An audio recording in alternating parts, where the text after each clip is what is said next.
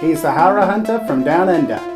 He will go in search every week of the best and worst in horror movies throughout the month of October. His mission? Don't come back until he's found some of the best and worst putrid piles of horror goodness you could ever imagine.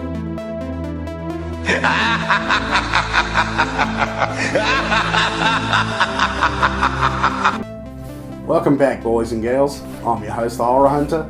Today, we're going to be talking about Rob Zombie's reboot of the 1978 classic, Halloween. Now, Rob Zombie's Halloween does have some interesting ideas behind it. I don't like the ideas necessarily, but they're interesting to say the least. One of the first things he does is, he says, let's take the first 45 minutes of the movie and show you exactly how screwed up Michael Myers' childhood was, so you can understand why he becomes the monster he becomes. Now, while I don't necessarily have a problem with this on the surface, my biggest problem is I feel like the first 45 minutes of this movie should be a different movie altogether, because it doesn't truly become Halloween until that 45-minute mark when we're finally introduced to Laurie Strode. Now, the one thing this movie has going for it is the fact that it's playing off of the whole grindhouse style that people like Quentin Tarantino and Robert Rodriguez sort of embraced in the late 90s and early 2000s. And I like that. I like when movies have genre regulars in them, and I like when they sort of pay homage to that sort of, B-movie drive-in kind of thing. But is it really the kind of thing we need in a Halloween movie? Something that was inspired by Hitchcock suddenly taking such a sharp right turn into exploitation territory. Now, I'm not saying the original wasn't somewhat exploitation, but this one is by far way worse for that.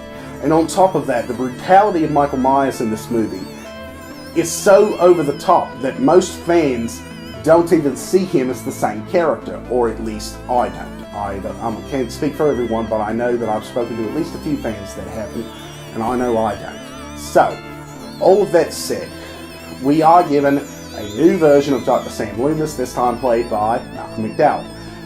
Fan favorite Daniela Harris is brought back as the character Annie from the original film, and we have Scout Taylor Compton, I believe is her name, playing Laurie Strode this time around. She is very much the epitome of the girl next door, and her mother is played by Dee Wallace Stone, who, if you remember, was the mom in Critters as well as the mom in E.T. So, this movie is not that bad, I guess, but it's definitely not a Halloween movie, and it's safe to say that the original franchise of Halloween died with Halloween Resurrection, that god-awful piece of crap we talked about last time. This time around, at least they tried to do something different, and I mean, if you're going to remake a classic, you need to try and do something different. However, as different and interesting as this film is, where the next film in the Rob Zombie films went to, well, that's just a whole nother story. A story for next time. So, I've been your host, the Horror Hunter.